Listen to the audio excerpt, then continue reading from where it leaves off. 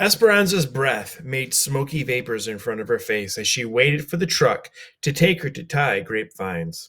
She shifted from foot to foot and clapped her gloved hands together and wondered what was so new about the new year. It already seemed old, with the same routines. She worked during the week. She helped Hortensia cook dinner in the late afternoons. In the evening, she helped Josefina with the babies and Isabel with her homework. She went to see Mama on Saturdays and Sundays. She huddled in the field near a smudge pot to keep warm and mentally counted the money she would need to bring Abuelita here. Every other week, with the small amount she saved, she bought a money order from the market and put it in her valise. She figured that if she kept working until Peaches, she would have enough for Abuelita's travel. Her problem then would be how to reach Abuelita. The men went down the rows first, pruning the thick grapevines and leaving a few long branches or canes on each trunk. She followed along with others and tied the canes on the taut wire that was stretched post to post. She ached from the cold and had to keep moving all day long to stay warm. That night, as she soaked her hands in warm water, she realized that she no longer recognized them as her own. Cut and scarred, swollen and stiff, they looked like the hands of a very old man. Are you sure this will work? Asked Esperanza as she watched Hortensia cut a ripe avocado in half. Of course, said Hortensia, removing the big pit and leaving a hole in the heart of the fruit. She scooped out the pulp, mashed it on a plate, and added some glycerine. You have seen me make this for your mother many times. We are lucky to have the avocados this time of year. Some friends of Josefina brought them from Los Angeles. Hortensia rubbed the avocado mixture into Esperanza's hands. You must keep it on for 20 minutes so your hands will soak up the oils. Esperanza looked at her hands covered in the greasy green lotion and remembered when Mama used to sit like this after a long day of gardening or after horseback rides with Papa through the dry mesquite grasslands. When she was a little girl, she had laughed at Mama's hands covered in what looked like guacamole, but she had loved for her to rinse them afterwards because Esperanza would take Mama's hands and put the palms on her own face so she could feel their suppleness and breathe in the fresh smell. Esperanza was surprised at the simple things she missed about Mama. She missed her way of walking into a room, graceful and regal. She missed watching her hands crocheting, her fingers moving nimbly. And most of all, she longed for the sound of Mama's strong and assured laughter. She put her hands under the faucet, rinsed off the avocado, and patted them dry. They felt better, but still looked red and weathered. She took another avocado, cut it in half, swung the knife into the pit, and pulled it from the flesh. She repeated Hortensia's recipe, and as she sat for the second time with her hands smothered, she realized that it wouldn't matter how much avocado and glycerin she put on them. They would never look like the hands of a wealthy woman from El Rancho de las Rosas, because they were the hands of a poor campesina. It was at the end of grape time when the doctor stopped Esperanza and Miguel in the hallway of the hospital before they could reach Mama's room. I asked the nurses to alert me when they saw you coming. I'm sorry to tell you that your mother has pneumonia. How can that be? Said Esperanza, her hands beginning to shake as she stared at the doctor. I thought she was getting better. This disease, valley fever, makes the body tired and susceptible to other infections. We are treating her with medicines. She is weak. I know this is hard for you, but we'd like to ask that she have no visitors for at least a month, maybe longer. We can't take a chance that she will contract another infection from any outside germs that might be brought into the hospital. Can I see her just for a few moments? The doctor hesitated, then nodded and walked away.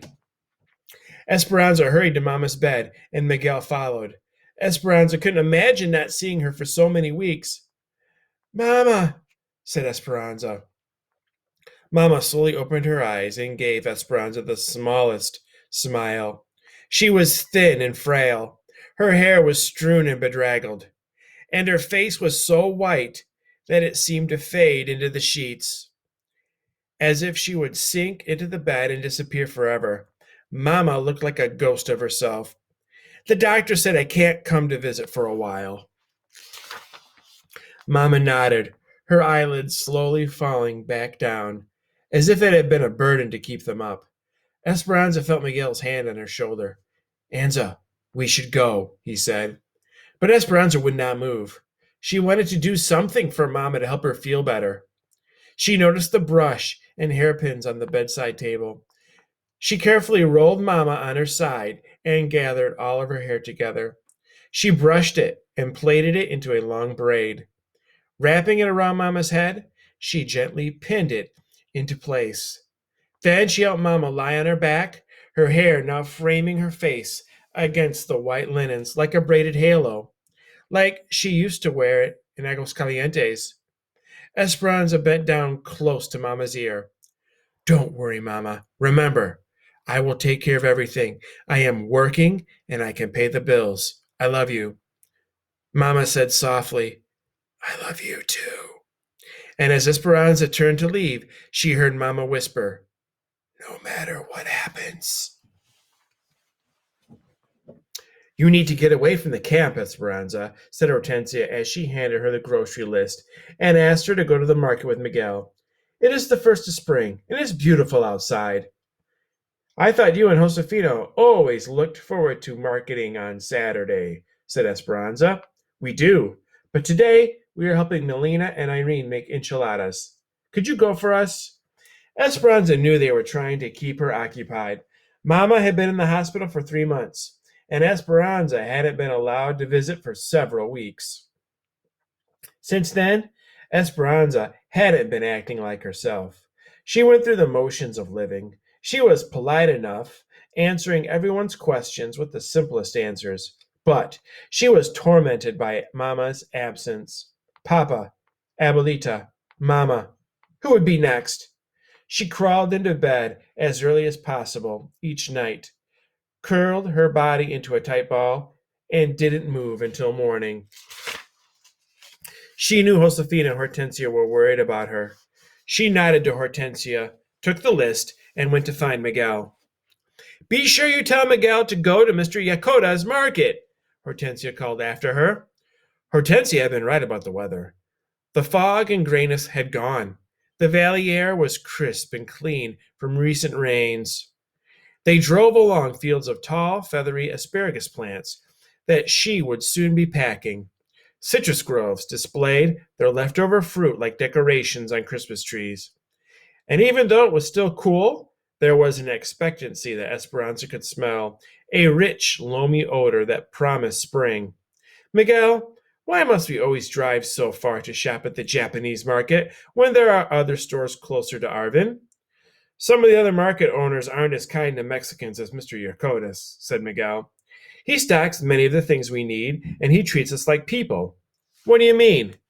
Esperanza, people here think that all Mexicans are alike. They think that we are all uneducated, dirty, poor, and unskilled. It does not occur to them that many have been trained in professions in Mexico. Esperanza looked down at her clothes. She wore a waist shirt dress that used to be Mama's, and before that, someone else's. Over the dress was a man's sweater with several buttons missing, which was also too big. She leaned up and looked in the mirror.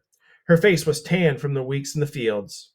And she had taken to wearing her hair in a long braid like Hortensia's because Mama had been right. It was more practical that way. Miguel, how could anyone look at me and think I was uneducated? He smiled at her joke. The fact remains, Esperanza, that you, for instance, have a better education than most people's children in this country. But no one is likely to recognize that or take the time to learn it. Americans see us as one big brown group who are good for only manual labor. At this market, no one stares at us or treats us like outsiders or calls us dirty greasers.